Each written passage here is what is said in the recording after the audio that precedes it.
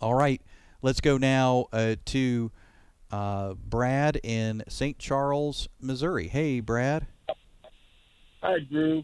Pastor, many times you quote the good scriptures, says if you hear his voice, harden not your heart.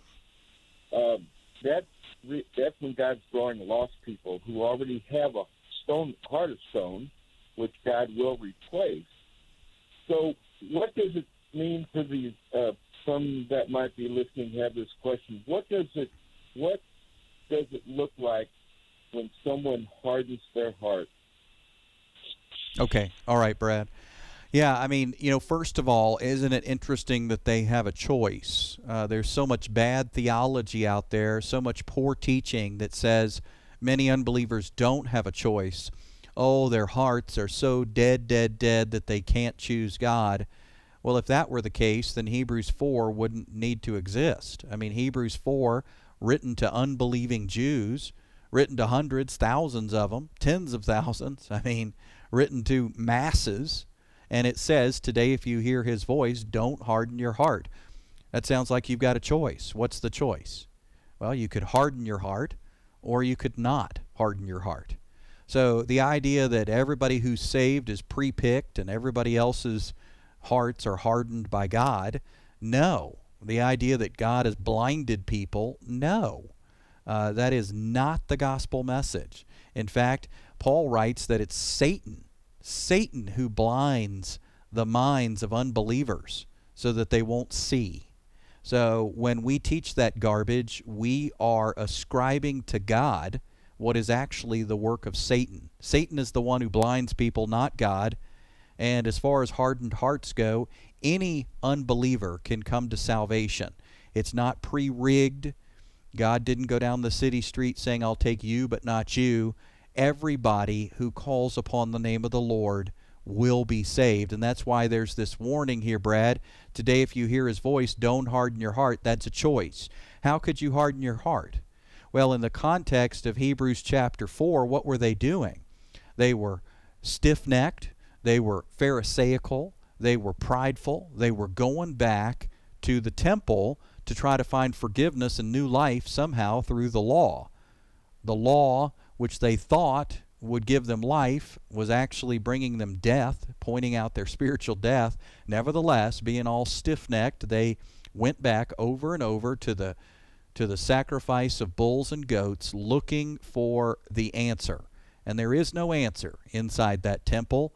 There was no answer inside that tabernacle. All of it was just a shadow, a picture, a symbol of what was to come, and the reality is Christ. So what did it mean in that context to harden your heart?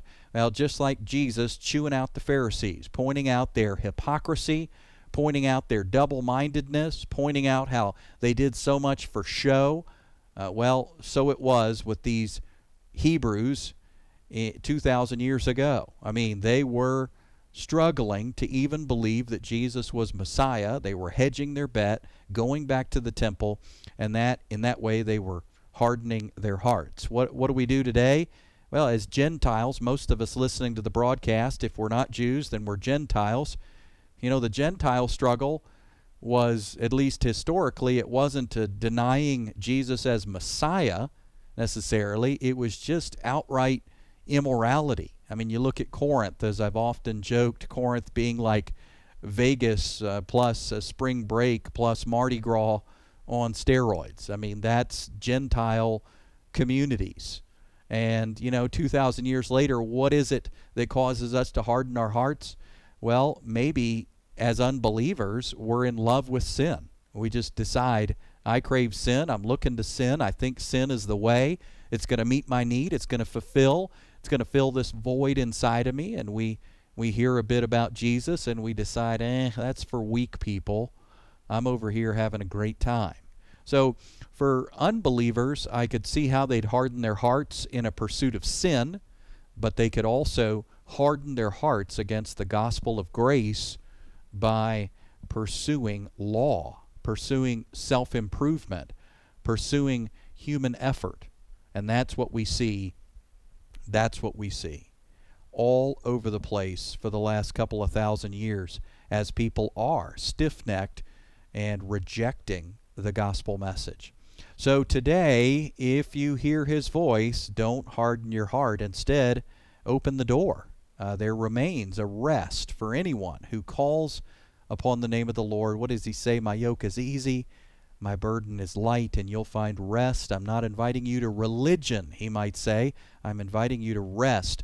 I'm not inviting you to rules.